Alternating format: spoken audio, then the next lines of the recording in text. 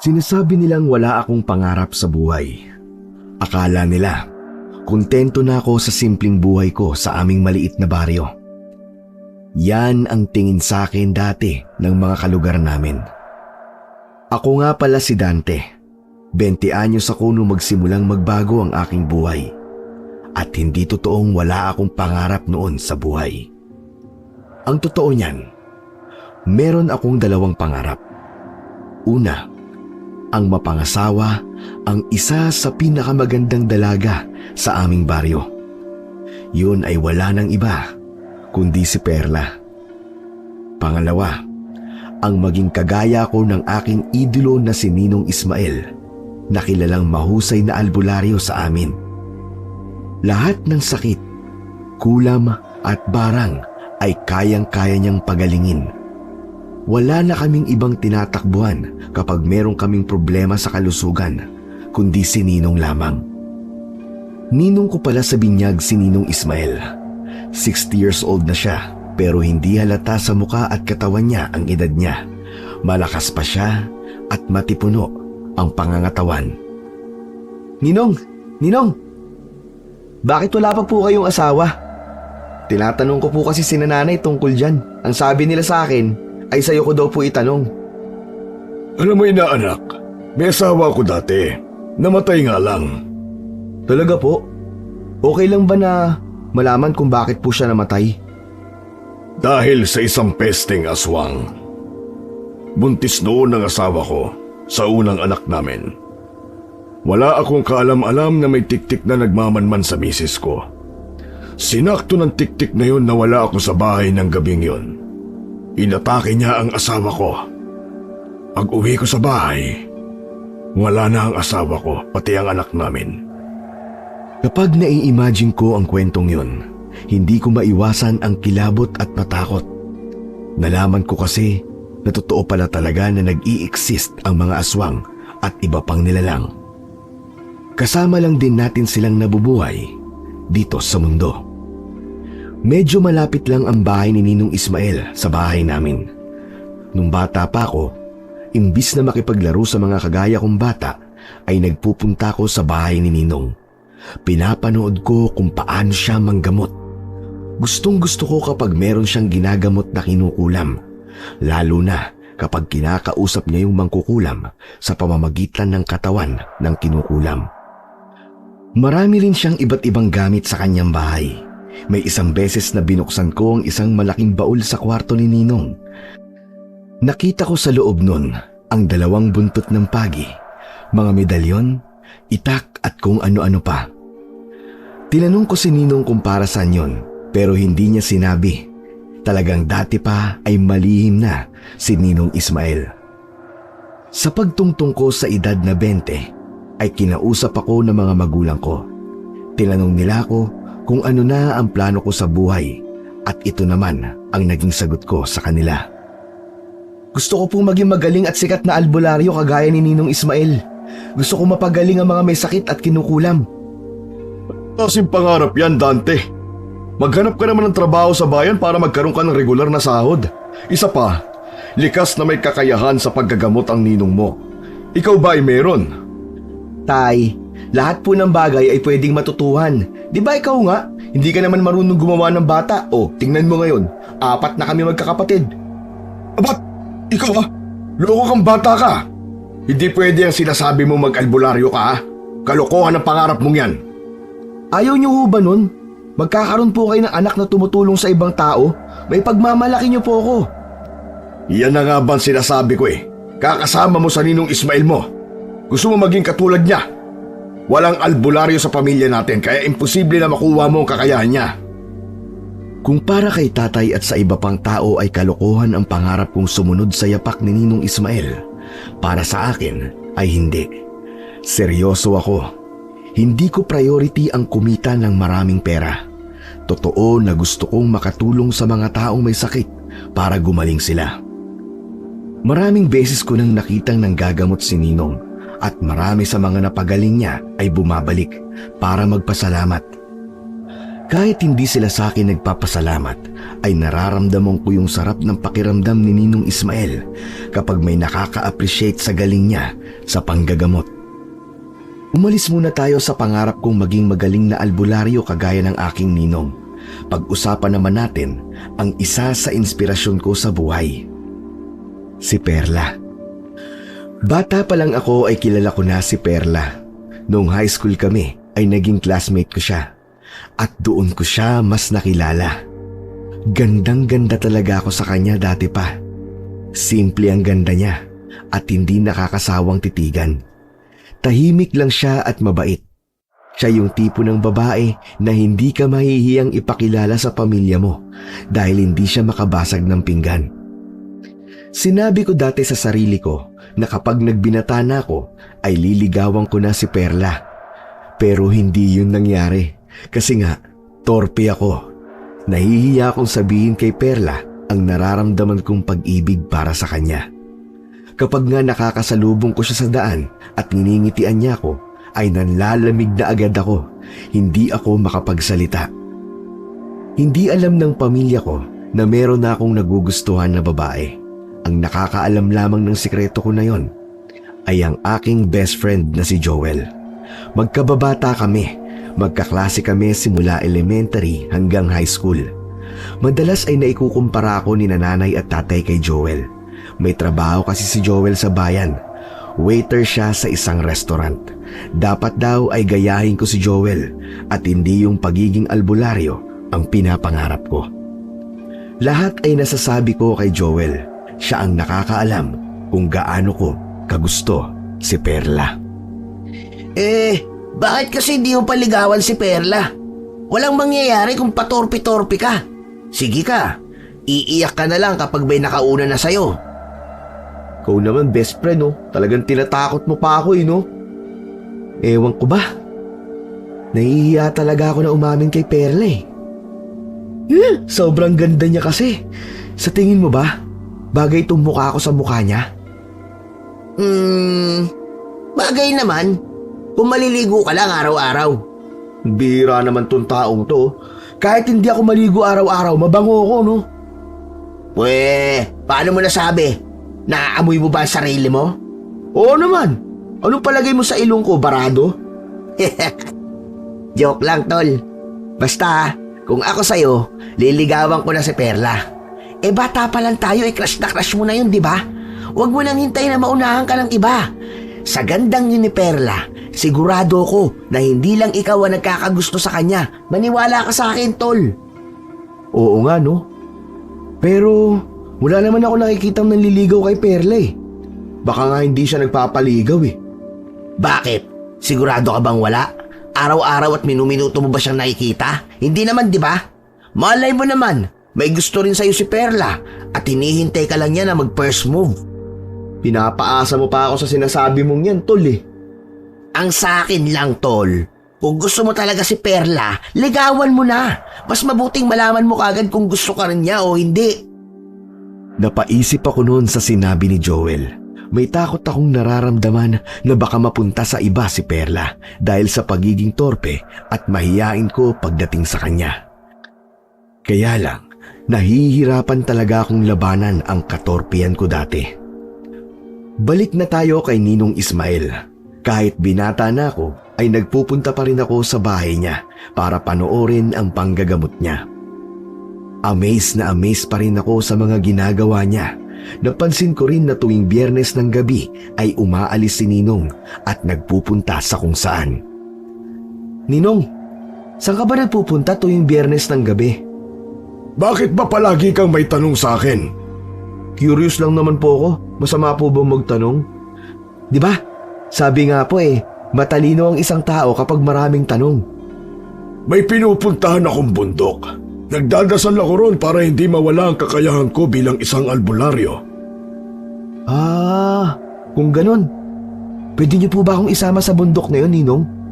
Alam mo naman na matagal ko nang nilalambing sa inyo na turuan mo ako manggamot, di ba? Idol na idol kasi kita, Ninong Baka kapag nagdasal din ako sa bundok na yun, maging kagaya mo rin ako. Hindi ba't sinabi ko sa'yo dati na mag-iba ka na ng pangarap? Hindi madali ang maging albularyo. Hindi lang pagpapagaling ng sakit ang obligasyon ng kagaya ko. Talaga, Nong? Ano-ano pa po ba ang kaya niyong gawin? Ay, Jasky naman bata to. Napakaraming tanong. Huwag mo nang alamin. Sundin mo na lang ang gusto ng nanay at tatay mo. Huwag ka nang tumambay. Magtrabaho ka. Ang daming trabaho sa bayan. Napakadaya mo talaga, Ninong. Nag-iisa mo na nga lang akong inaanak pero ayaw mo pa rin i-share sa akin ang kakayahan mo. Paano kapag namatay ka? Sinong papalit sa inyo na albularyo dito sa lugar natin? Ang layo-layo kaya ng ospital. Loko ka talagang bata ka. Hindi pa ako mamamatay. Natawa ko sa sinabing yun ni Ninong Ismael. Joke lang yun para sa akin. Hindi ko gustong mamatay ang nag-iisa kong ninong. Hindi kasi siya yung basta ninong lang na nagbibigay ng pera tuwing Pasko.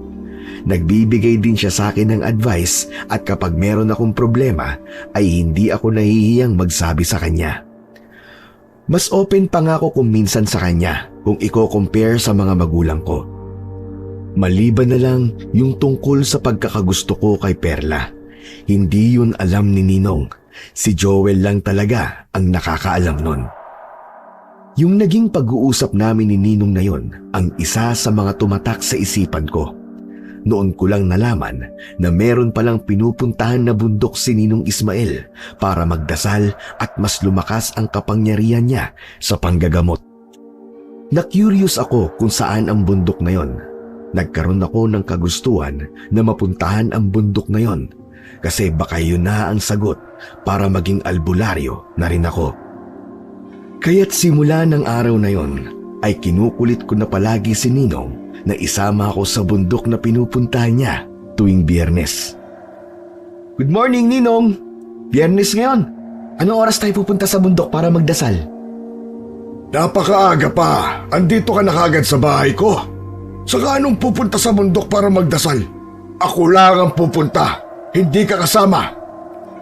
Grabe naman yan, Nong. Gusto ko lang naman maging kagaya mo eh. Ayaw mo ba nun? Meron na nga idol sa'yo? Hindi madali ang maging albularyo, Dante. Tigilan mo na ang pangarap mo na maging kagaya ko. Kung maibabalik ko lang ang panahon ay hindi ko na sana inaral ang panggagamot ng lola ko. Nagsiman o piloto na lang sana ako. Baka mayaman na ako ngayon. Buti pala yung lola mo, Ninong, tinuruan ka. Kaya sana naman po, kung ano ang ginawa ng tao nagpaasa sa'yo ng kakayahan mong manggamot, ay ganun din ang gawin mo. Ako na nga nagpipresentang turuan mo, ayaw mo pa? Ay, tumigil kang bata ka. Hindi mo mababago ang desisyon ko kahit na anong sabihin mo. Ay siya, sige, umuwi ka na sa inyo. Ang aga-aga pa. Nawala ang focus ko sa pangarap ko na maging albularyo nung magkasakit ang bunso kong kapatid. Nagka-dengue siya. Ilang araw siya sa ospital at malaki ang kailangan naming bayaran. Alam ko na sa pagkakataon na yon ay kailangan ng pamilya ko ng tulong. Naghanap ako ng trabaho sa bayan at natanggap ako sa isang tindahan ng mga sapatos at tsinelas bilang isang sales boy. Hindi ko gusto ang trabaho na yon pero kailangan kong gawin. Kahit napipilitan ako kasi iba talaga ang gusto ko ay wala akong choice. Hindi ko kayang manood lang kina nanay at tatay na nagkakandakuba sa pagtatrabaho kasi nung panahon na yon ay naging malaki ang utang namin sa iba't ibang mga tao. Kailangan ay mabayaran agad ang mga utang para hindi na tumubo ng malaki. Tuwing wala akong pasok sa trabaho ay palagi akong nakatambay sa bahay ni Ninong Ismael. Nakikipagkwentuhan ako sa kanya sa mga ginagawa niya at nanonood pa rin ako kapag siya ay nanggagamot. Butit naisipan mo magtrabaho na, Dante. Maganda yan. Kesa naman nakatambay ka lang dito. Wala ka namang sweldo sa panonood sa mga ginagawa ko. Wala naman po akong choice nung eh. Ang laki na ng utang namin dahil sa kapatid kong nasa ospital. Kailangan ko po magtrabaho para makatulong kina nanay at tatay. Ay, salamat sa Diyos at nag-isip ka rin ng tama. Ituloy mo lang yan at magtiyaga ka. Aasenso ka sa buhay kapag masipag ka sa trabaho mo. Ayoko nga po ng trabaho doon, Ninong eh. Ano kaya kung sa inyo na lang ako magtrabaho? Gawin mo akong alalay mo, Nong. Ano bang tawag doon? Apprentice. Yun, apprentice nga. Kahit hindi malaki ang sahod, Nong, okay lang. Hindi. Ayoko, Dante. Mag-focus ka na lang sa trabaho mo. Sinasabi ko sa'yo, hindi ka magsisisi kapag itunuloy mo ang pagtatrabaho mo sa bayan. Maniwala ka sa akin. Napipilitan lang naman po ako na magtrabaho sa bayan eh. Gusto ko pa rin na maging albularyo, Nong. Sige na ho. Kapag ginawa niyo po akong apprentice, Nong, kahit wala na po kayong papasko sa akin. Wala akong ipapasweldo sa'yo. Basta. Hindi ako susuko hanggang sa pumayag kayo. Malakas talaga ang pakiramdam ko, Nong, na nakadestiny ako na maging isang magaling na albularyo. Kung may makakarinig na sinasabi mong pangarap, sigurado ko na pagtatawanan ka lang. Ayaw mo bang maging doktor, teacher o kaya isang engineer? Imposible po na maging isa ako sa mga sinasabi nyo. High school lang po natapos ko, Nong. Nakalimutan nyo na po ba? Ikaw pa nga ang umabay sa akin nung graduation ko kasi wala nung sinananay at tatay. Naisip ko na hindi effective ang pamimilit ko kay Ninong Ismael, kaya nagbago ko ng strategy. Nagkunwari ako na wala na sa isip ko ang pagiging isang albularyo. Hindi na ako nagpupunta sa bahay ni Ninong kapag wala akong pasok sa trabaho para isipin niya na wala na akong interes na maging kagaya niya.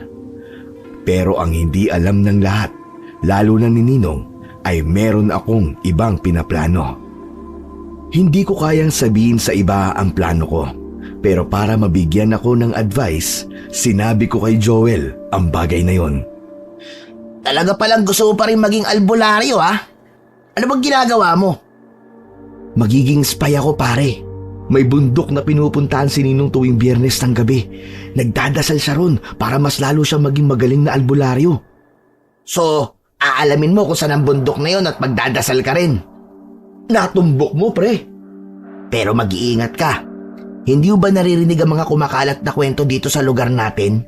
May aswang daw na gumagala. Hindi nga lang sigurado kung taga rito ba sa atin o taga sa ibang lugar. Mga buntis daw ang target ng aswang na yon. Nako, wala akong pakialam sa mga aswang-aswang na sinasabi mo, pare. Sabi nga, buntis ang target. Hindi naman ako buntis, di ba? At hindi ako mabubuntis. Focus lang ako sa goal ko. Loko ka talaga. Basta pare, payo lang. Mag-iingat ka. Mahirap na. Teka, maiba ako. Nakikita mo pa ba si Perla? Simula kasi na magtrabaho ko sa bayan hindi ko na siya nakikita. Hindi agad nakapagsalita si Joel sa tanong. Napansin ko na parang umurong ang dila niya. Kung hindi ko pa inulit ang tanong ko, ay hindi siya magsasalita. Nakikita ko pa naman si Perla, pero hindi na madalas. May trabaho na rin naman ako . Bakit mo pala tinatanong? Wala naman. Naisip ko kasi kapag naging albularyo na ako, ay sa kanya na ako magpo-focus. Lalabanan ko na talaga ang pagiging torpe ko. Tama ka, pare. Baka maunahan nga ako ng iba. Teka, tol. Oo nga pala. Kailangan ko nang umuwi. May gagawin pa pala kami ni tatay sa bahay. Tutulungan ko siyang ayusin yung nasira naming lamesa. Nang umalis si Joel ay napaisip ako. Naramdaman ko na parang bigla siyang umiwas nang napunta ang usapan namin kay Perla.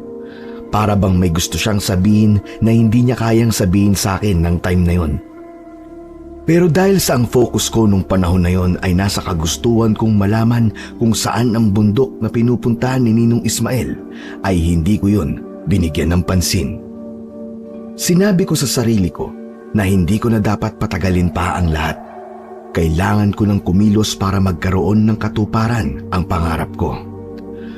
Lunes pa lang ay nagpaalam na ako sa boss namin sa trabaho na hindi ako makakapasok sa darating na Biyernes. Nagsinungaling ako sa kanya. Ang sabi ko ay meron akong pupuntahan na family reunion at kailangan ay naroon ako kasi matagal ko nang hindi nakikita ang mga pinsan ko. Pinayagan ako ng boss namin. Nakonsensya nga ako kasi nagsinungaling ako pero kailangan kong gawin yon. Inisip ko na white lie ang ginawa ko para mabawasan kahit kaunti ang usig ng konsensya sa akin. Hindi na ako makapaghintay sa pagdating ng Biyernes. Kinondisyon ko na ang sarili ko. At sa paghihintay ko sa araw ng Biyernes ay napag-usapan ng pamilya ko ang tungkol sa aswang sa lugar namin. May nabiktima na naman pala yung aswang na buntis. Yung anak ni Mila na nakatira malapit sa bahay ni Kapitan. Biglang dinugo yung anak ni Mila tapos nang dalhin sa ospital ay durog na yung sanggol na nasa tiyan. Nakakatakot.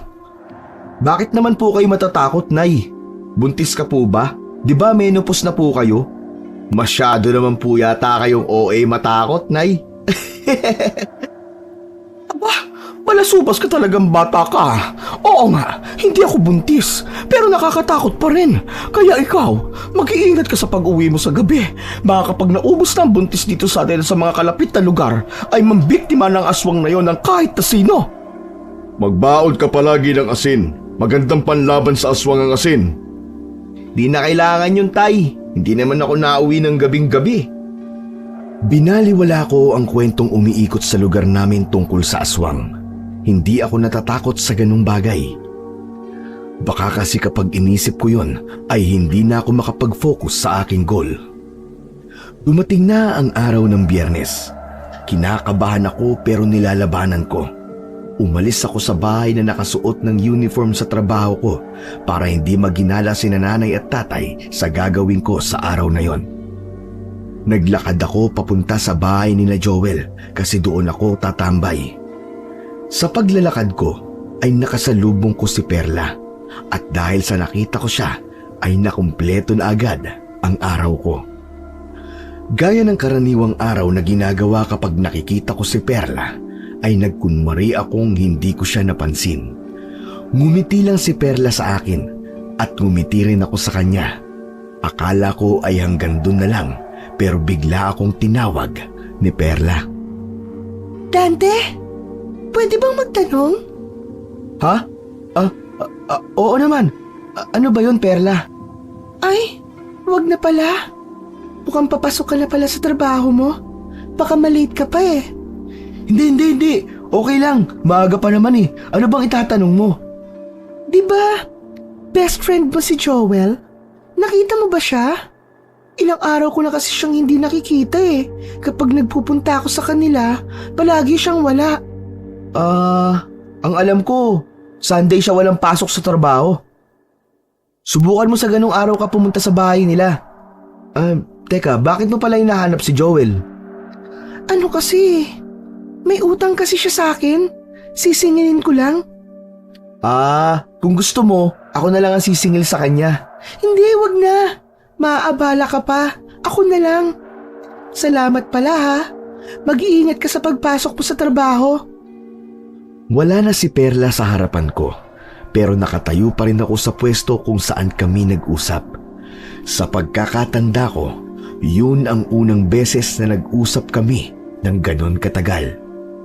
Para akong nasa ulap, lalo na nung sinabi niya sa akin na mag-iingat ako. Inisip ko na mga oras na yon na concern siya sa akin, kaya niya yon sinabi. Masaya akong nagpunta sa bahay ni na Joel at naabutan ko ron ang nanay niya. Dante, anong ginagawa mo rito? Wala rito si Joel. Nasa trabaho. Alam ko po, may lakad kasi kami ni Joel mamaya. Dito ko na lang po siya hihintayin sa inyo. Ang dami kasing inuutos ni nanay sa bahay. Saan ba ang punta niyo mamaya? Wala namang nabanggit si Joel sa akin.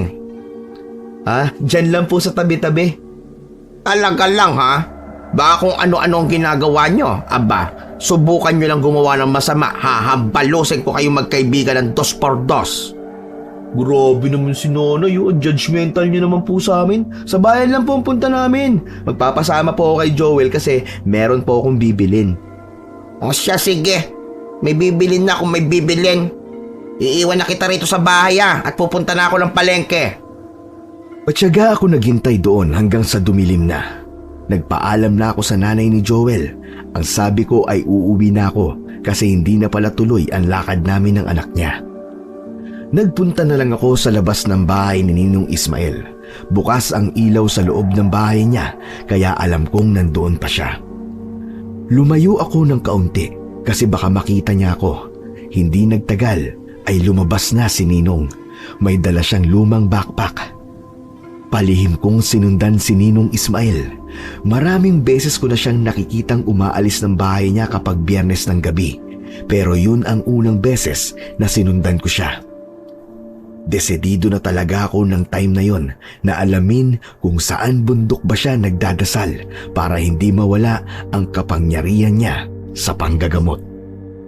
Lumabas na si Ninong Ismael ng barangay namin. Naglakad siya papunta sa masukal na daan na ang alam ko ay papunta sa parteng gubat sa lugar namin. Kulang-kulang 1 oras na naglalakad si Ninong habang nakasunod ako sa kanya. Sa sandaling yun ay alam kong nagsinungaling siya sa akin. Hindi siya sa bundok nagpupunta kundi sa gubat sa aming lugar. Naisip ko rin na baka sinabi yun ni Ninong para hindi ko talaga malaman kung saan siya nagdadasal. Hanggang sa tumigil si Ninong sa harapan ng isang malaking puno na nasa gitna ng gubat. Ibinaba niya ang flashlight at itinutok ang ilaw na yon sa puno. Ako naman ay nakatago sa isang puno at hindi ko inaalis ang paningin ko kay Ninong. Nang tumama ang liwanag ng flashlight sa puno, ay nakita ko na merong nakatali roon na isang malaking bagay na natatakluban ng puting tela. Inalis ni Ninong ang tela at nalaman kong tama nga ang hinala ko. Tao nga ang tinatakpan ng tela. Isang lalaki na hindi ko kilala kung sino. Walang suot na pang-itaas pero meron itong pantalon na puno ng putik. Walang tsinelas o kahit na anong sapin sa paa ang lalaki. Hanggang balikat ang buhok ng lalaki na habang nakatingin kay Ninong ay nanlilisik ang mga mata. May busal sa bibig ang lalaki at nakatali sa puno ang buong katawan nito gamit ang lubid. Ano? Nakapag-isip-isip ka na ba? Pagsasalita ka na ba o gusto mo pang manatili rito ng isa pang gabi?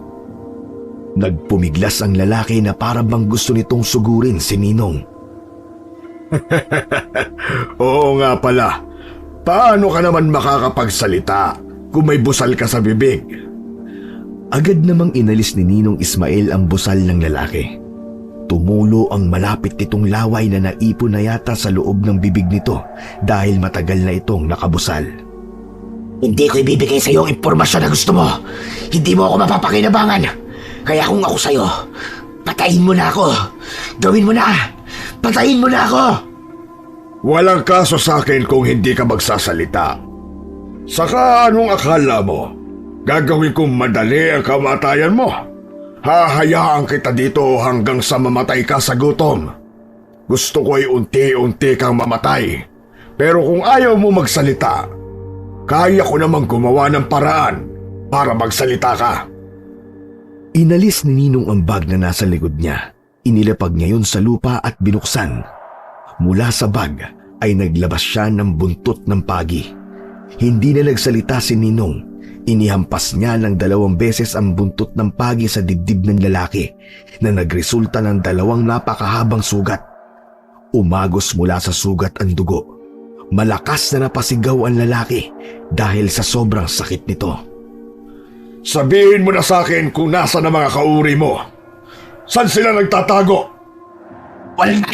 Wala kang makukuha sa akin. Patayin mo na lang ako. Patayin mo na lang ako. Hindi yan ang sagot na gusto kong marinig. Nasaan ang mga kauri mo? Hindi ko ibibigay sa iyo ang gusto mo. Pero tandaan mo, sa oras na nakawala ko rito, papatayin kita. Papatayin kita. Hinagupit ulit ni Ninong ang lalaki.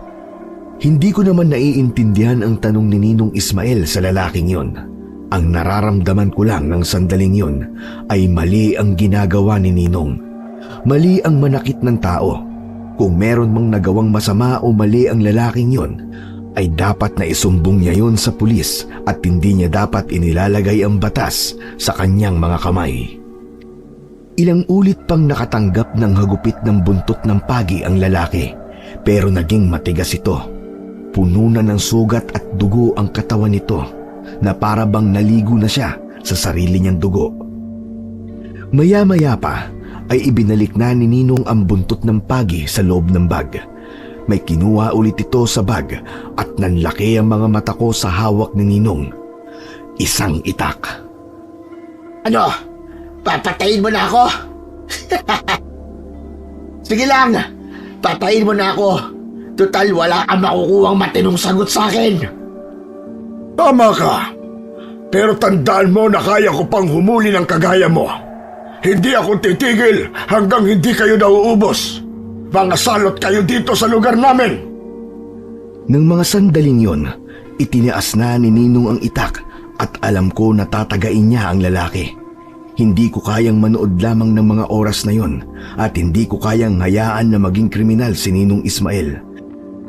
Kaya bago patagain ni Ninong ang lalaking nakatali ay lumabas na ako sa aking pinagtataguan at mabilis akong tumakbo palapit sa kanya. Ninong! Ninong, wag!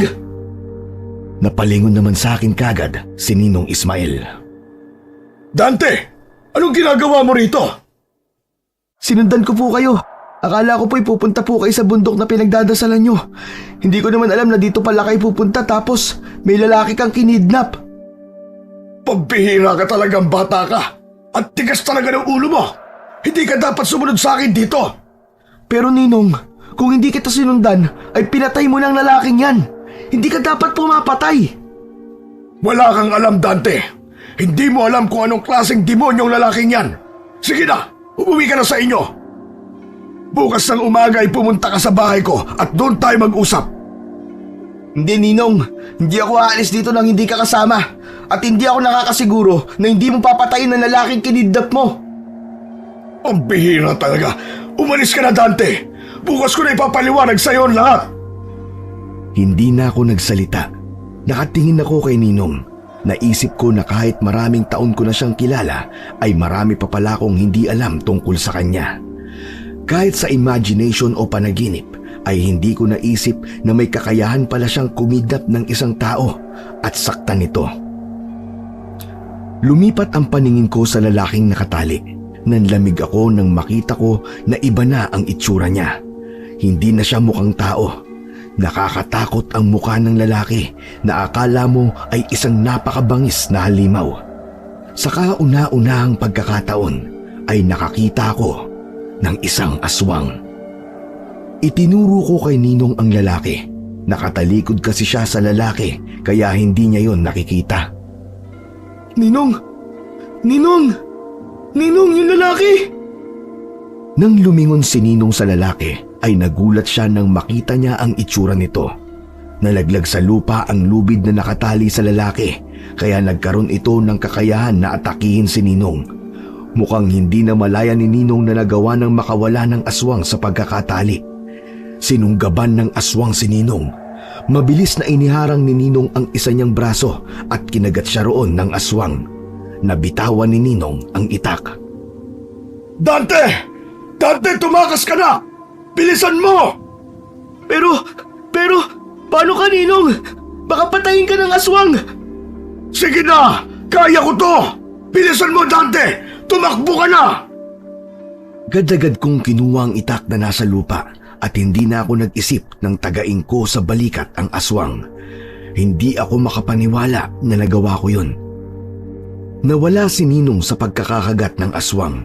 Itinulak niya ng malakas ang aswang at kinuha nito sa bag ang buntot ng pagi. Agad niya yung hinampas sa aswang pero nahawakan ng aswang ang buntot ng pagi. Pilit naman na hinila ni Ninong ang buntot ng pagi, ngunit masyadong mahigpit ang pagkakahawak doon ng aswang. Habang hawak ng aswang ang buntot ng pagi, ay nakita ko sa mukha niya na nasasaktan siya pero mukhang tinitiis niya lang ang bagay na yon. Dahil sa nakita ko na walang kakayahan si Ninong na lumaban, ay ako ulit ang kumilos. Tinaga ko ang braso ng aswang. Paulit-ulit ko yung hinataw ng taga hanggang sa maputol ang braso nito. Hinampas naman ni Ninong ang aswang gamit ang buntot ng pagi. Tinamaan ito sa muka. Kahit wala na ang isang braso ng aswang, ay nagawa pa rin itong sumugod. Sinunggaban nito si Ninong. Hindi naging handa si Ninong kaya natumba siya habang nasa ibabaw niya ang aswang. Bago pa may gawin na hindi maganda ang aswang kay Ninong Ismael, ay isinaksa ko na ang matulis na dulo ng itak sa batok nito Sa sobrang gigil ko ay sumigaw pa ako ng malakas at idiniin ko ang pagkakabaon ng itak hanggang sa tumagos na sa leeg ng aswang ang dulo ng itak. Iniwan namin ni Ninong ang aswang sa loob ng gubat. Habang naglalakad kami palabas ng gubat ay hindi ako makapaniwala na nakapatay ako ng isang aswang. Pakiramdam ko ay isa akong superhero ng gabing yun. Walang dapat makaalam ng nangyari, kahit na ang nanay at tatay mo, Dante. Pero, sino po ba ang aswang na yun, Ninong? Paano niyo po siya nahuli? At bakit gusto mong malaman kung saan nagtatago ang mga kagaya niyang aswang? Isa-isa lang ang tanong, mahina ang kalaban. Hindi ko kilala ang aswang na yon, pero matagal ko na siyang minamatyagan. Nakatira siya sa kabilang barangay. Nabubuhay ng normal na tao sa umaga at sa gabi ay pumapatay siya ng mga tao. Nagbebenta siya ng mga gulay. Meron siyang taniman sa gubat na ito. Sabi ko, interesado akong bumili ng gulay pero gusto ko ay makita mismo ang taniman niya. Pumayag naman siya. Umaga kami nagkita at doon ko sinamantala ang pagdakip sa kanya habang nasaan yung tao pa siya. Kung ganun po hinuli niyo po siya para malaman kung nasan ang iba pa niyang mga kasama? Tama ka. Lalo na yung aswang na target ang mga buntis sa barangay natin. Kwinento nga po sa akin yun ni Joel sa ni tatay. Pero yung aswang kanina, siya ba ang unang aswang na nahuli niyo, Ninong? Hindi. Sa totoo lang marami na. Hindi na bago sa akin ang mga hunting ng aswang. Kaya tandaan mo ang sinabi ko kanina. Wala kang pwedeng pagsabihan sa ginagawa kong ito dahil kapag nalaman ng ibang aswang na ako ang pumapatay sa iba nilang kauri ay baka gumanti sila sa mga taong malapit sa akin. Huwag kang mag-alala, Ninong. Safe ang secret mo sa akin. Pero grabe, sobrang astig mo talaga, Ninong. Hindi ka lang albularyo. Isa ka pang aswang slayer. Tumigil na muna kami sa pag-uusap nang makalabas na kami ng gubat. Baka kasi merong makarinig sa amin. Dumiretso kami sa bahay ni Ninong. Ginamot naman ni Ninong ang sugat niya sa braso. Pagkatapos ay gumawa siya ng kapeng barako at itinuloy namin ang kwentuhan sa harap ng kanyang bahay. Magkatabi kaming umupo ni Ninong sa mahabang upuan na gawa sa kawayan. Medyo malayo ang kapitbahay ni Ninong kaya okay lang na mag-usap kami tungkol sa nangyari sa gubat. Ninong, may tanong po ako sa inyo. Bakit niyo po gustong patayin ang mga aswang dito sa atin? Dahil pinatay ng kauri nila ang asawa at anak ko.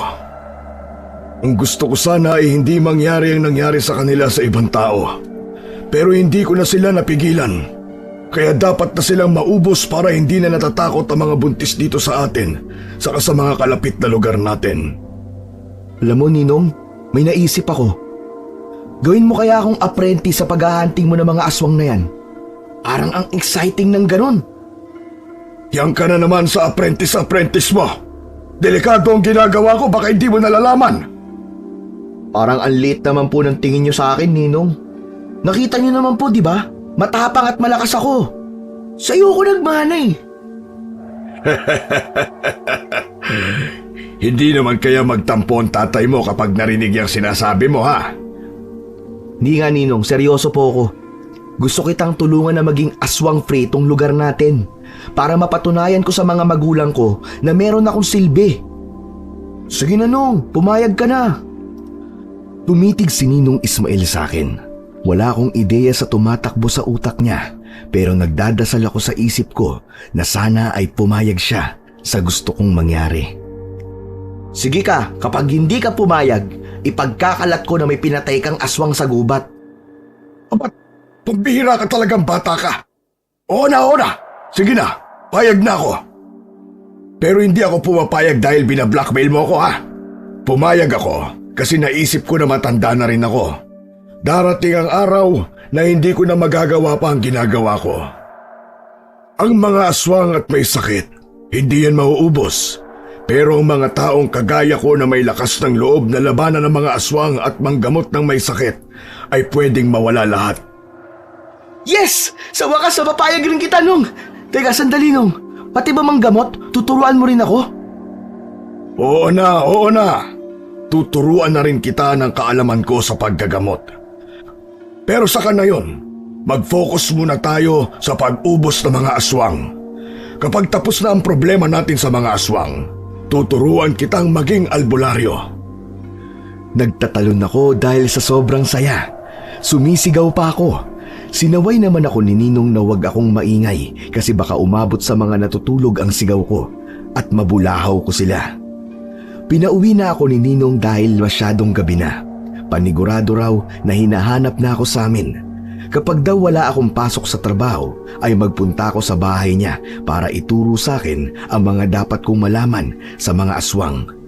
Lalo na kung paano lumaban sa mga yon. Hanggang sa nakauwi ako sa bahay namin ay hindi nawala ang ngiti ko. Nawala lang yun nang pagpasok ko ay nakita ko si nanay na nakasimangot sa akin. At bakit ganitong oras ka nakauwi? Pumasok ka ba talaga sa trabaho mo? Oo naman po. Saan naman po ako pupunta? Pumasok sa trabaho? Ano bang trabaho mo ha? Construction worker? Bakit ang dumi-dumi ng damit mo? Pati katawan mo may putik. Nay, kung construction worker ako, buhangin o simento ang nasa damit at katawan ko, hindi putik. Napakapilosopo ba talagang bata ka? Sagutin mo nga ang tanong ko. Saan ka galing? Bakit ang dumi-dumi mo? Ano po kasi? Naglalakad po ako tapos may kotse po na dumaan. Sakto po may putik sa dinaanan ng kotse. Ayun, natilamsikan po ako ng putik. Nay, sandali lang po liligo na ako. Nangangati na ako Hindi ko na hinintay na magsalita ang nanay ko. Dumiretso na ako sa banyo at naligo. Habang nakaiga ako ng gabing yun, ay hindi ko pa rin mapigilan ang ngumiti dahil sa sobrang saya. Pakiramdam ko nung mga sandaling yon ay nananaginip ako nang pumayag na si Ninong Ismael na maging apprentice niya ako. Hindi lang sa pagiging albularyo, kundi pati na rin sa pagiging aswang slayer. Nang mga sandaling yon, nakonsensya rin ako ng kaunti kasi pinag-isipan ko si Ninong na masama siyang tao nung nakita ko na kinidnap niya yung aswang na inakala ko na normal lang na tao. Dapat pala ay inisip ko na hindi ganoong klaseng tao si Ninong kasi matagal ko na siyang kakilala. Sa sobrang saya at pag-iisip ko ay madaling araw na nang makatulog ako. Kinabukasan, paggising ko ay naghanda na ako papasok sa trabaho. Habang nasa terminal ako ng jeep ay nakita ko ang tatay ni Joel kaya binati ko siya. Naalala ko na hinahanap ni Perla si Joel kaya binanggit ko yun sa kanya. Bakit daw hinahanap ni Perla si Joel? Ang sabi po ni Perla may utang daw po si Joel sa kanya. Sisingilin yata. Sigurado ka ba? Kilala ko si Joel. Hindi yun nangungutang. Sa kay Perla pa talaga. Hindi nga yata sila magkaibigan Di ko rin po alam tanungin nyo na lang po siguro si Joel. Pagdating ko sa trabaho ay hindi pa rin maalis sa isip ko ang pagpayag ni Ninong na maging apprentice niya ako. Naisip ko rin na hindi niya ako matitrain at matuturuan ng maayos kung meron akong trabaho. 2 araw lamang sa 1 buwan ang wala akong pasok. Isang desisyon ang pumasok sa utak ko at yun ay ang mag-resign na sa trabaho ko nung panahong yun. Kinausap ko naman kagad ang boss ko. Boss, may sasabihin po sana ako sa inyo. Ano po kasi? Magre-resign na po sana ako sa trabaho. Ano? Bakit pa bigla-bigla ka naman? May importanteng bagay po kasi akong dapat gawin at hindi ko po yun magagawa kung magtatrabaho ko rito. Boss, pasensya na po talaga. Walang problema sa akin yung kung magre-resign ka. Pero hindi kita pwedeng paalisin dito nang wala kang kapalit. Hintayin mo muna na makahanap ako ng papalit sa'yo bago ka mag-resign. Sige po, wala pong problema, boss. Pero boss, bilis-bilisan niyo po ang paghahanap ng kapalit ko Aba, loko ka talaga Talagang inuutusan mo pa ako 1 linggo pa ako nagtrabaho sa tindahan ng sapatos bago ako tuluyang umalis doon. Galit na galit sina nanay at tatay sa akin nang malaman nila na nag-resign ako. Ano naman daw ang gagawin ko? Tatambay na naman daw ba ako? Pinanindigan ko ang desisyon ko na yun at naniwala ko na darating din ang panahon na maiintindihan ng mga magulang ko kung bakit ko yun ginawa. Kinabukasan ay nagpunta ko sa bahay ni Ninong Ismael. Sinabi ko na handa na akong matutunan ang mga kailangan kong malaman tungkol sa pakikipaglaban sa mga aswang. Martes pa lang Wala ka bang pasok sa trabaho mo? O nag-absent ka? Nong, ang totoo niyan wala na akong pasok at hindi na po ako papasok. Nag-resign na po ako para makapag-focus po ako sa pagiging apprentice nyo. Dino-joke mo ba ako, Dante, Mukha po ba ako nagjo-joke, Nong? Hindi na kita tuturuan. Hindi mo kailangan magsakripisyo ng mga bagay na meron ka para maging kagaya ko. Relax lang, Nong. Relax. Kapag naturuan mo na ako, maghahanap na ulit ako ng bagong trabaho. Saka, kailangan na nating maubos ang mga aswang dito sa atin para maging safe na tayong lahat dito. Wala nang nagawa si Ninong Ismael noong mga oras na yon, kundi ang sumang-ayon na lang sa akin. Sa araw na yon ay sinimulan na niya ang pagtuturo sa akin ng tungkol sa mga dapat kong malaman. Ipinakita niya sa akin ang lahat ng laman ng baul niya. Karamihan daw doon ay panlaban sa mga aswang. Kagaya ng buntot ng pagi, ibinigay niya sa akin ang isang medalyon na gawa sa bronze. Nong, para saan po ang medalyon na to? Graduate na po ba ako sa pagiging apprentice kaya may ganito po ko? Tignan mo tong batang to. Abay, loko-loko ka talaga, no? May tiwang ka ba sa utak? Panlaban yan sa aswang. Takot sila sa bronze at gawa sa bronze ang medalyon na yan. Wow! Ang astig naman ito! Nararamdaman ko na talaga ang pagiging aswang slayer ko! Woo! Oo nga pala. Kailangan mong matutuhan kung paano mo masasabi na isang aswang ang isang tao. Kapag may nakita kang tao na walang hiwa sa pagitan ng ilong at itaas ng bibig, aswang yon. Isa pang palatandaan ay kapag tumingin ka sa mata ng isang tao at baliktad ang refleksyon mo sa mga mata ng taong yon, aswang din yon. Paano naman po ang tamang paraan para labanan ng mga aswang? Wala naman daw tamang paraan sa pakikipaglaban sa aswang. Ang kailangan mo lang gawin ay maging matapang at malakas. Kailangan mong gawin ang lahat ng makakaya mo upang hindi ka mapatay ng aswang. At ang pinakamagiging matinding sandata mo laban sa mga aswang ay ang pananampalataya mo sa Diyos. Sobra kong na-enjoy ang mga sinabi ni Ninong tungkol sa mga aswang. Talagang nakuha niyon ang aking atensyon.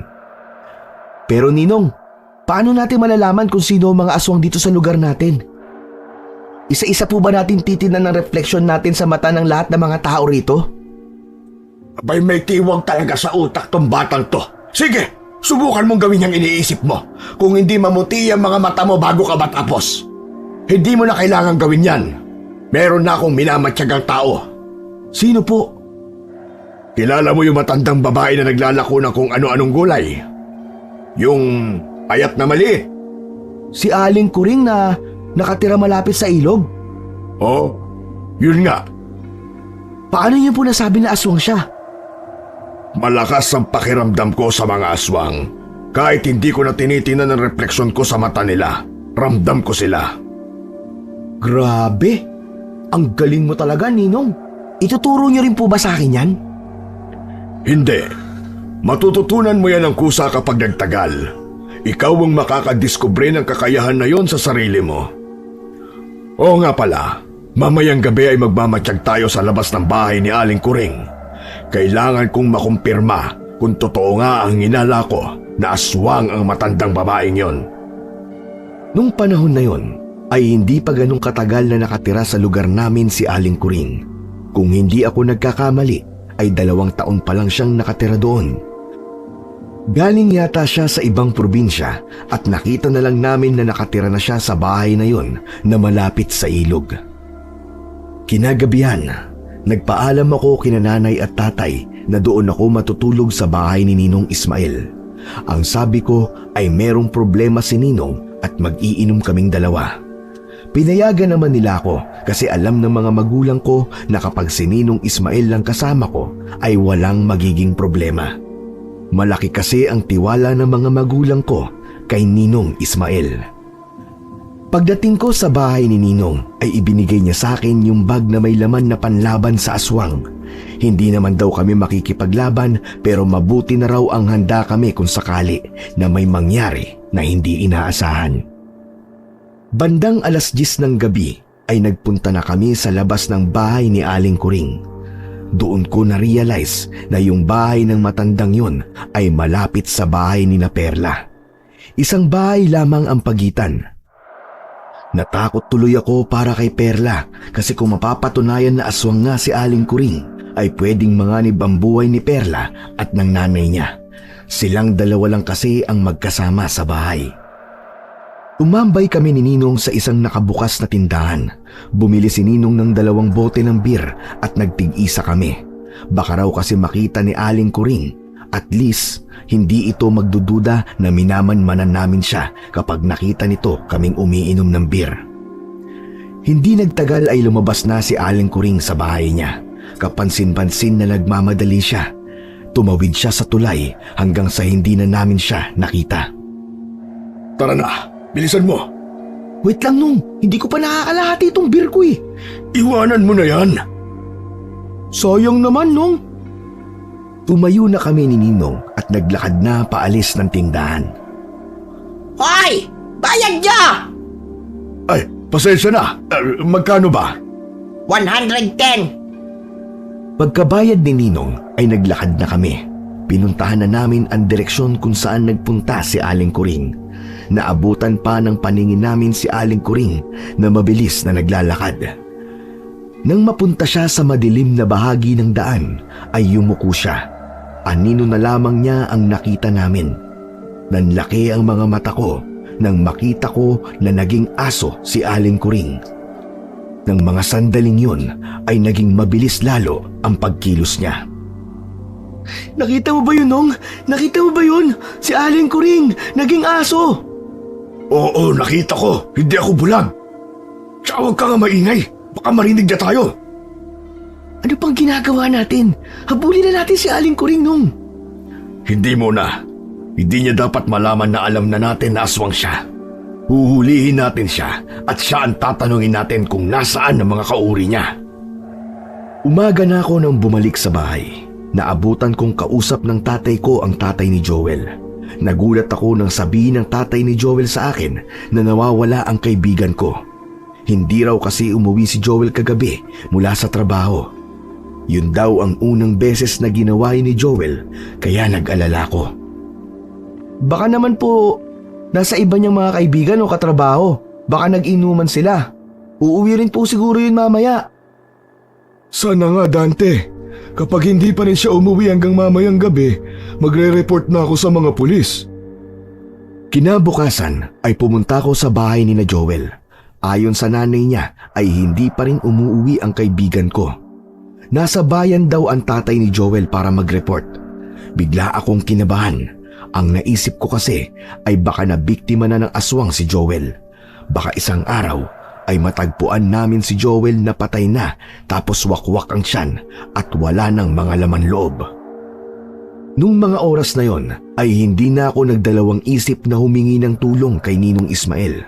Ipinaalam ko na nawawala si Joel at ang hinala ko ay si Aling Kuring ang salarin. Nang gabi kasi na hindi nakauwi si Joel sa bahay nila ay kaparehas ng gabi na nakita namin si Aling Kuring na nagmamadaling lumabas ng bahay nito at naging anyong aso. Ninong, pwede po bang mamayang gabi huli na po natin si Aling Kuring? Malakas po talaga kasi ang kutob ko na siya po ang may kagagawan kung bakit nawawala si Joel. Sige, dapat na talagang mahuli ang aswang na yon para malaman na natin kung sino-sino pa ang mga kauri niya at kung nasaan ang mga ito. Ipagdasal mo na rin na sana ay buhay pa ang kaibigan mo si Joel. Inagabihan, nagkita kami ni Ninong sa tindahan na malapit sa bahay ni Aling Kuring.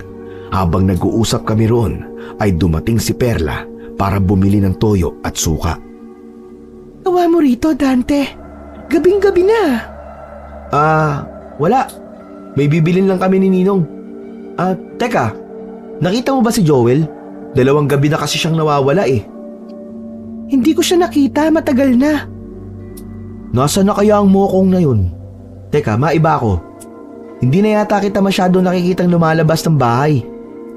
May sakit ka ba? Wala naman. Marami kasi akong ginagawa sa bahay eh. Sige, maiwan na kita. Umalis na rin si Perla pagkatapos niyang magbayad sa mga binili niya. Nakangiti kong sinundan ng tingin si Perla hanggang sa makapasok na siya sa bahay nila. Tinukso ako ng ninong ko na may gusto ko kay Perla. Itinanggi ko yun pero ang sabi niya ay hindi ko yun maipagkakaila. Kitang-kita niya raw ang reaksyon ko habang kausap ko si Perla. Doon ko na inamin sa ninong ko na may gusto ko kay Perla kaya lang ay natutorpe ako kaya hindi ko siya maligawan. May asawa o boyfriend ba si Perla? Wala po. Kaedad ko lang po yun eh. Bakit niyo naman po naitanong yan? Ang tingin ko kasi ay buntis siya. Siguro ay nasa 3 buwan. Paano po mabubuntis yun, Ninong? Wala nga pong boyfriend yun eh. Sa'yo ng tingin ko sa kanya eh. Albularyo ko at alam ko ang mga ganyang bagay. Mukhang kailangan mo nang ipasa sa akin ang kakayahan mo, Nong. Parang pumapalya ka na. Tinapik ako ni Ninong sa braso at itinuro niya sa akin si Aling Kuring na lumabas ng bahay nito. Nagmamadali naman ang matandang babae sa paglalakad. Mabilis naming sinundan si Aling Kuring. Nang nasa gitna na kami ng tulay ay tinawag siya ni Ninong Ismael. Ismael, ikaw pala yan. May kailangan ka ba? Hindi nagsalita si Ninong. Bigla niyang sinabuyan ng isang dakot na asin si Aling Kuring. Malakas na napasigaw si Aling Kuring at kitang-kita ko kung paano nalapnos ng asin ang balat niya. Inilabas ko kagad ang buntot ng pagi at inihanda ang sarili ko sa pakikipaglaban. Sinasabi ko na nga ba? Aswang ang matandang yan! Mabilis na nagbago ng anyo si Aling Kuring at naging anyong aswang. Hahampasin ko na sana ng buntot ng pagi pero mabilis itong tumakbo palayo. Hinabol namin ang aswang pero muli itong nagpalit ng anyo.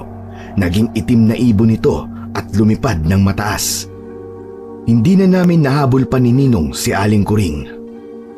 Naknang, nakatakas pa ang buwisit. Ano na po ang gagawin natin ngayon, Nong? Babalik tayo sa bahay ko. Kukunin natin yung gulong doon. Aanin po natin ang gulong. May sasakyan ka ba, Ninong? Yun ang gagamitin natin para habulin si Aling Kuring. Nong, nakita mo namang lumipad siya, di ba? Dapat eroplano ang gamitin natin. Abat, buwisit ka talaga. Sumunod ka na nga lang sa akin at huwag ka na magsalita ng mga walang kwentang bagay. Dinala namin ni Ninong ang gulong sa harapan ng bahay ni Aling Kuring. Sinunog namin yun. Ang sabi ni Ninong, hindi na raw makakabalik pa ang isang aswang sa bahay nito kapag nagsunog ng gulong sa tapat ng pinto ng bahay ng isang aswang. May mga taong nakakita sa ginawa namin ni Ninong kaya wala na kaming choice kundi sabihin sa mga yon na aswang nga si Aling Kuring. Kaya kinabukasan ay kumalat na sa lugar namin ang pagiging aswang ni Aling Kuring. Marami ang nag-abang sa pagbalik ni Aling Kuring sa bahay nito. Ngunit ilang araw ang lumipas ay hindi pa rin ito bumabalik sa kanyang bahay. Siguro ay alam na nito na alam na ng lahat na isa siyang aswang. Hindi pa rin kami tumigil ni Ninong Ismael sa paghahanap kay Aling Kuring. Tuwing gabi ay palagi kaming lumalabas at parang nagroronda sa aming lugar. Umaasa kami na makikita namin si Aling Kuring at mahuhuli namin siya. Hanggang hindi kasi siya nahuhuli ay marami pa ring nanganganib sa aming barangay, lalo na ang mga buntis at mga sanggol. Isang umaga, habang nasa bahay ako ni Ninong ay hindi ko inaasahan na magpupunta ron si Perla at ang nanay niya. Kinabahan ako kasi baka may sakit si Perla kaya nandoon siya. Ano pong maitutulong ko sa inyong mag-ina? Lamang kasi namin na ikaw ang nakakaalam na aswang si Kuring. Baka matulungan mo ang anak ko. Bakit to? Ano po bang nangyayari? Gabi-gabing inaaswang ang anak ko, Ismael. Palagi kaming may naririnig na kaluskos sa bubong. Ang isang gabi naman ay may umiikot na malaking aso sa labas ng bahay namin. Tama ba ako sa naiisip ko kaya inaaswang si Perla? Perla, umaming ka. Buntis ka ba? Opo, buntis po ako. Mag-aapat na buwan na. Yumuko naman si Perla na parang nahihiya. Ako naman ay sobrang nabigla sa nalaman ko. Hindi ako makapaniwala na buntis si Perla kasi sa pagkakaalam ko ay single siya. May kirot akong naramdaman sa aking puso. Kung buntis si Perla, ibig sabihin ay meron ng lalaki na nakauna sa kanya. Meron na siyang minamahal at wala na akong pag-asa sa kanya. Huwag kayong mag-alala. Gagawin namin ang lahat ni Dante para mahuli ang aswang na yon. Maraming salamat po, Mang Ismael. Salamat din sa'yo, Dante. Huwag muna kayong magpasalamat sa amin.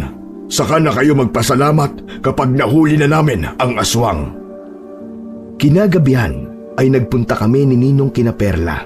Nasa loob kami ng bahay ni na Perla at nag-aabang ng pagdating ng aswang. Nakapatay ang lahat ng ilaw ng mga sandaling yon. Inabot na kami na madaling araw sa paghihintay. Bandang 2:00 ay naging mainit ang paligid. Parang ang init-init tapos ang sarap maligo. May narinig kami na naglalakad sa labas at parang paikot-ikot siya sa bahay ni na Perla. Sumenyas si Ninong na huwag kaming maingay. Sumilip siya sa bintana. Nakisilip na rin ako. May nakita ako na itim na baboy na nakatayo sa gilid ng bahay ni na Perla. Namumula ang mga mata nun na parang kumikislap sa dilim. Pabulong na sinabi ni Ninong na nasa labas na ang nasabing aswang.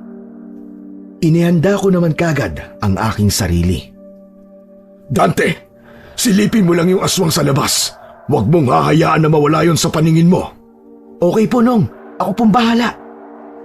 Inihanda na ni Ninong ang mga gagamitin niya. Naglabas na siya ng asin at ang paborito niyang buntot ng pagi. Nagsimula na ring magdasal si Ninong. Hindi pa rin umaalis yung baboy, para yung tuod na nakatayo lang. Pero dahil sa tagal ng pagkakasilip ko ay biglang nanakit ang mga mata ko. Kaya inalis ko muna yon sa pagkakasilip. Kinusot ko ng mabilis ang mata ko at sumilip ulit. Ngunit nagtaka ako kasi wala na yung baboy na kanina lang ay naroon sa labas ng bahay. Hindi ko na yon nakita. Ninong! Ninong! Nawala na yung baboy na aswang! Di ba? Ang sabi ko sa'yo, huwag mong aalisin ang tingin mo sa kanya. Ninong, nangati kasi ang mata ko eh. Diyos ko! Huwag mo po kami pababayaan! Sabay-sabay kaming tumingin sa itaas nang may marinig kaming kaluskos sa bubong. Merong naglalakad doon at alam namin na aswang yon.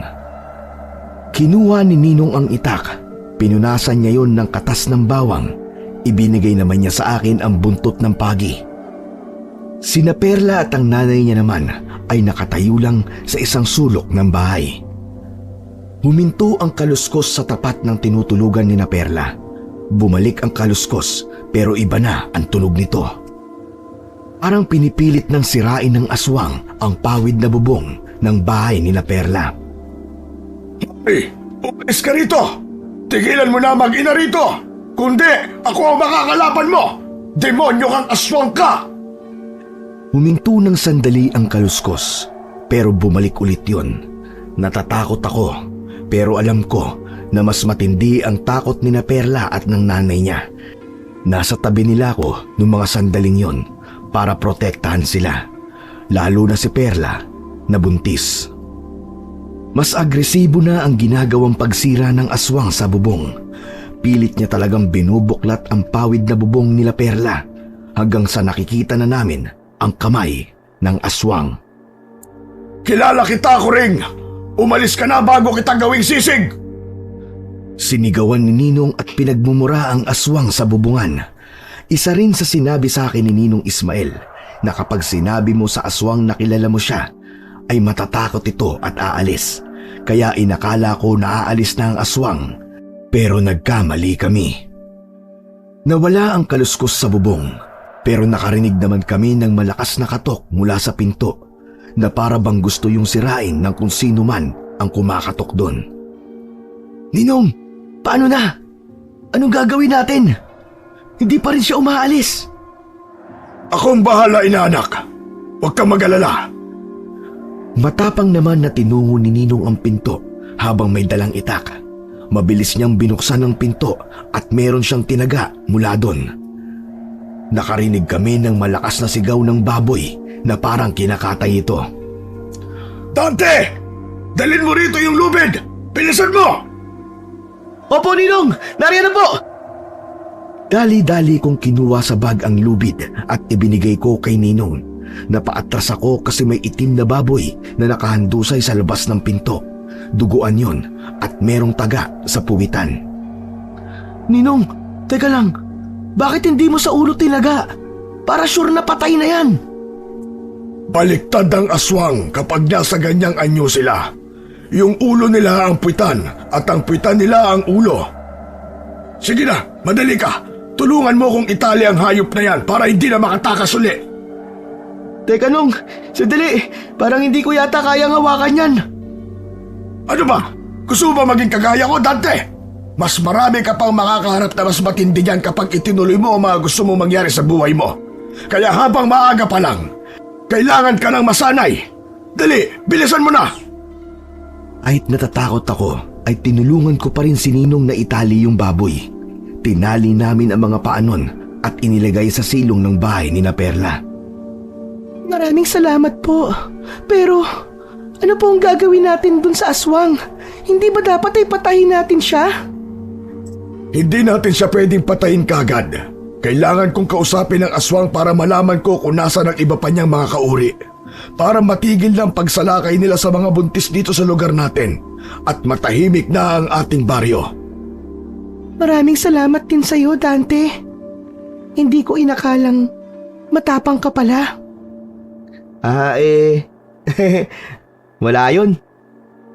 Apprentice kasi ako ni Ninong kaya dapat masanay ako sa mga ginagawa niya.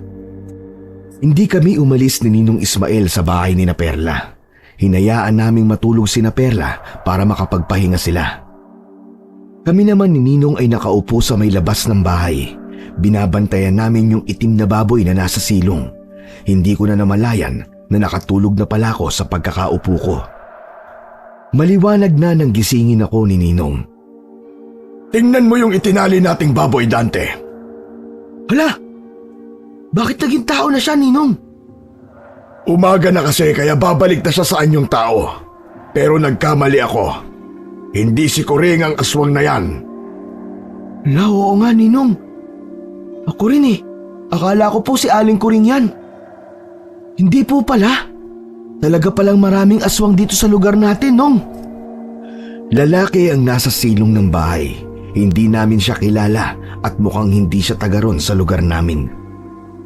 Inutusan ako ni Ninong na magpunta sa bahay ni Kapitan upang ipaalam na nakahuli kami ng isang aswang. May mga tanod na ipinatawag si Kapitan at magkakasama kaming nagpunta sa bahay ni na Perla. May mga tao na naroon na nakikiisyoso. Nakakalungkot nga lang na binawian ng buhay yung nahuli naming aswang. Hindi na nagkaroon ng pagkakataon si Ninong na tanungin ang aswang kung nasaan ba ang ibang mga kauri nito.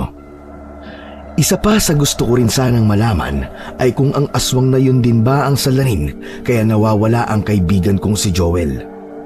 Nang panahon kasi na yun ay wala pa rin nakakaalam kung nasaan siya. Nagkaroon ng investigasyon ang mga pulis dahil sa nangyari. Siyempre, hindi sila naniwala na aswang ang taong yon. Pero tumistigo si na Perla at ang nanay niya na umatake ang lalaking yon sa bahay nila at self-defense ang ginawa ni Ninong Ismael. Isang gabi, inutusan ako ng tatay ko na ibili siya ng beer at sigarilyo.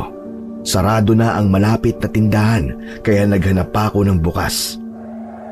Nakabili ako ng beer sa kabilang barangay kasi hindi naman marami ang tindahan sa lugar namin. Sakto na may nakasalubong ako na nagtitinda ng balot. Bumili na rin ako ng isa at humingi ako ng asin. Nang mapadaan ako sa bahay ni na Perla ay may malakas na hangin akong naramdaman sa itaas. pagtingin ko sa itaas ay may nakita akong malaking ibon na dumapo sa bubong ng bahay nila Perla at nagbago ng anyo ang ibong yon. Naging hugis yun ng isang tao at alam ko na agad na aswang yon. Hindi na ako nagdalawang isip. Sinigawan at minura ko yung aswang. Tumalon yun at sinugod ako. Mabuti na lang at meron akong asin at yun ang isinaboy ko sa aswang. Hindi itinuloy ng aswang ang pagsugod sa akin. Tumakbo siya papalayo sa akin. Lumabas ng bahay niya si Perla na malaki na ang tiyan ng mga sandaling yun. Kasama niya ang kanyang nanay. Dante, bakit ka sumisigaw? May nakita akong aswang sa bubong niyo eh. Buti na lang tapadaan ako, Perla. Pero, yun, umalis na siya. Sinabuyan ko ng asin. Di na siguro babalik yun. Maraming salamat, Dante ha. Kaya pala ang init-init na naman. Pero, ayos ka lang ba? Oo, okay lang ako. Baka pwedeng painom na lang ako ng tubig. Grabe, nauuhaw ako sa aswang na yun ah. Sige, halika. Pumasok ka muna sa bahay namin. Hindi na. Dito na lang ako sa labas. Pauwi na kasi ako sa amin eh. Kumuha ng isang basong tubig si Perla at ibinigay niya yun sa akin. Nagkwentuhan kami sandali at naglakas loob akong itanong sa kanya kung sino ang ama ng dinadala niya. Ayon kay Perla ay hindi pa niya kayang sabihin sa ibang tao ang impormasyon na yon. Nirespeto ko naman ang sagot ni Perla sa akin. Mga ilang sandali pa, habang naglalakad ako pauwi sa amin, ay nanghinayang ako. Kung sinunod ko lang sana ang sinabi ng best friend kong si Joel na ligawan ko si Perla, ay baka hindi ako naunahan ng iba. Pero wala na akong magagawa sa ngayon. Tinanggap ko na lang na hindi talaga kami ni Perla para sa isa't isa. Sinabi ko na lang sa sarili ko na magfo-focus na lamang ako sa pagiging apprentice ni Ninong Ismael para puksain ang mga aswang at makapanggamot sa aming baryo. Makalipas ang ilang araw ay nagulat ako nang bumulaga si Joel sa bahay namin. Oh pare, pambihira ka, ang tagal mo nawala. Saan ka ba nagpunta? Tapos, hindi ka pa nagpaalam sa mga magulang mo. Akala namin pinatay ka na ng aswang eh. Sorry pare ah. Nagpalamig at nag-isip lang ako. Bakit? Ano bang problema mo? Tol, huwag ka sana magagalit sa akin ha. May aaminin kasi ako sa'yo eh. Tol, basta ipangako mo huwag ka magagalit ha. Matagal ko ng girlfriend si Perla. Matagal na rin kasi ako may gusto sa kanya eh. Ang tagal mo kasing ligawan si Perla, tol eh. Kaya ako na nanligaw sa kanya. Ha? Ibig sabihin, ikaw ang nakabuntis kay Perla? Walang Jo, ang tinik mo rin talaga eh, no?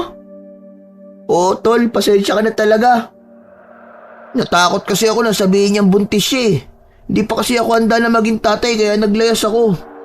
Pero tol, napag-isip-isip ko na hindi ko dapat tinakbuhan ng responsibilidad ko sa kanya at sa magiging anak namin. Pasensya ka na pare. Di ko kasi napigilan ng feelings ko para kay Perla eh. Ay, ano pa nga bang magagawa ko? Kung kayo nagmamahalan eh. Saka, mas okay na rin na sa'yo mapunta si Perla. Kasi kilala kita. Mabait ka naman tao eh, di ba? Maraming salamat tol ha. Pasensya ka na uli. Wala yun, kalimutan mo na. Kung gusto mo, samahan kita kina Perla. Matagal ka na niyang hinahanap. Nag-aalala yun sa'yo eh. Sige tol, please naman oh. Maganda na samahan mo ako para magkaroon ako ng lakas ng loob. Maraming salamat talaga tol ha. Sa totoo lang, nasaktan ako sa nalaman ko. Pero gaya ng sinabi ko kay Joel, ano pa nga ba ang magagawa ko kung si Joel pala ang gusto ni Perla at hindi ako? Kung magagalit man ako, hindi maganda ang kalalabasan nun. Magiging magkaaway pa kami ng best friend kong si Joel. Mas importante sa akin ang friendship namin kaysa sa ganong bagay. Naging ninong pa nga ako ng first baby nilang dalawa. Nang mga oras na yon ay naka-move on naman ako kay Perla at nagpatuloy ako sa pagiging apprentice ni Ninong Ismael. Hindi na nagkaroon ng pag-atake ng mga aswang sa lugar namin at kahit sa ilang malapit na barangay, siguro ay natakot na ang mga aswang sa amin ni Ninong dahil doon ay nag-focus na si Ninong sa pagtuturo sa akin sa panggagamot. Unti-unti na ring tinanggap ng mga magulang ko na ang pagiging albularyo ang gusto kong maging pagdating ng araw. Naging seryoso ko sa mga itinuturo ni Ninong Ismael sa akin. Gusto kong patunayan na hindi siya nagkamali na pumayag siya sa request ko dati na maging apprentice niya. Alam ko sa sarili ko na marami pa akong kakaining bigas bago ako maging kasing galing ng ninong ko. Pero hindi ako titigil hanggat hindi ako nagiging kagaya niya. Naniniwala ko na hindi ko pagsisisihan ang desisyon kong maging isang albularyo at darating ang araw na makakatulong na rin ako sa mga kalugar namin at maipagmamalaki na ako ng pamilya ko kapag nangyari yon. Sinasabi nilang wala akong pangarap sa buhay